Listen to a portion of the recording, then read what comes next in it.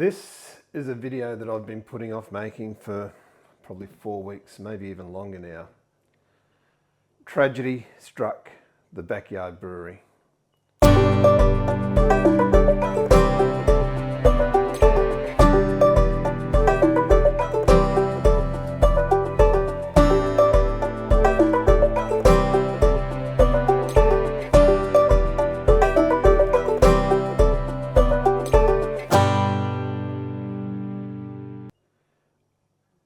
I didn't pick it up in time, but I got an infection in my plate chiller and I ended up having to tip out, ultimately, 4 whole kegs of beer. Corny kegs, not 50-litre commercial kegs, thankfully. But still, all that effort that went into making that beer just got tipped down the drain, or tipped onto the garden actually, because we don't have drains outside. It was really disheartening. It really put me off. It really was a soul-searching moment to have put in so much effort into designing those beers, into finessing them, into preparing them, brewing them. And then there's all the filming and editing that goes along, because I don't leave it to the last minute to edit the film. I don't leave it until I'm doing the tasting. I'm doing the editing along the way so that all I have to do is that little bit more. All of that effort for nothing. All of that effort tipped down the drain. And it really was a key moment for me. What do I do now? Do I keep going? Do I give up on this experiment? Do I, pick myself up by the bootstraps and soldier on? It took a couple of weeks for me to really get over it, and there was only one thing that I could do. It was find the source of the infection. I wasn't sure at that stage whether it would have been the fermenter or the plate chiller or some of the equipment that I was using. It turned out to be the plate chiller. When I gave it a thorough deep clean, there was still particulate in there, and I'm willing to bet that that's where the infections come from. As the beer's been cooling down, it hasn't completely pasteurised, and it's come into contact with something that's fairly persistent. The beer itself just didn't taste right. It wasn't a stink bomb. It didn't smell that bad, but it wasn't right. It was off enough that it can't be drunk. It can't, the smell of it was just a little bit off. The taste of it was just a little bit off, but enough off that you wouldn't. There are some brews that I've done that have been bad brews, that haven't been great. But you still keg them, and you still drink them, and as you're drinking them, you remind yourself, you learn from it. But this couldn't be repaired in any way. It couldn't be redeemed in any way. So, onto the garden it went. And then it took me a while. I really did a thorough deep clean of the entire brewery. I cleaned out the fermentation fridge. I did deep cleans on the fermenters, the all-rounders. I did a deep clean, even though I hadn't used it in a while. I did a deep clean on the Brew Build X2.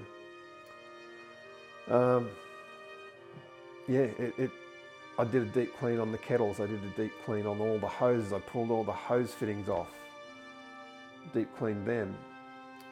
The plate chiller, it turned out to be. So I've got to figure out with the plate chiller the best way to treat it, because plate chillers are, as I've found out through some research now, are notorious. Do I go back to a counterflow chiller because they're less likely to hold on to sediment? Or do I just find a better way of cleaning and preparing my plate chiller? What I've resolved to do, and I'll wait and see how it goes, is at the end of each brew, I'll do an alkaline clean on it with the CIP chemicals that I've got, the clean in place.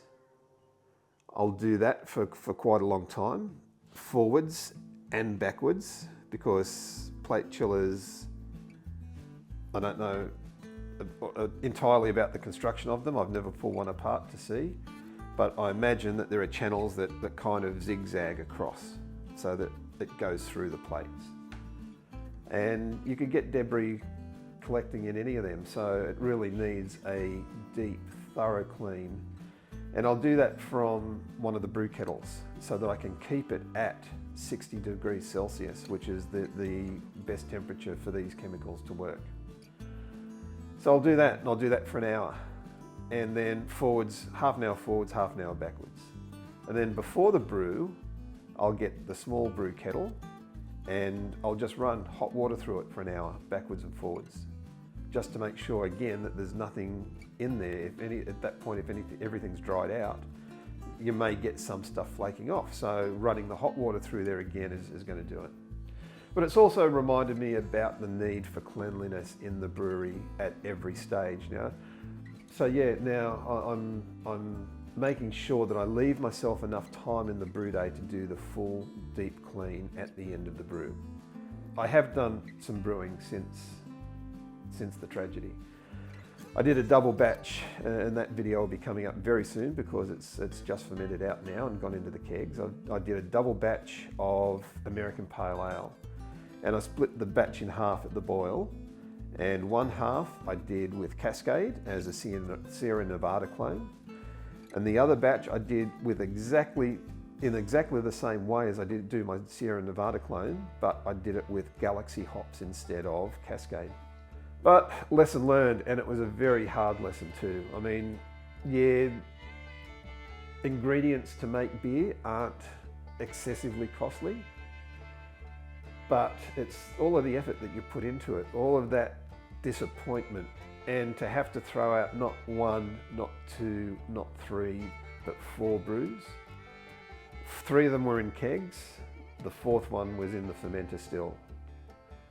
And to have to do that was, yeah, just heartbreaking. Something I never want to have to do again. But as I said, I'm brewing again now. It took a little while for me to get back in the saddle and get back on track with brewing.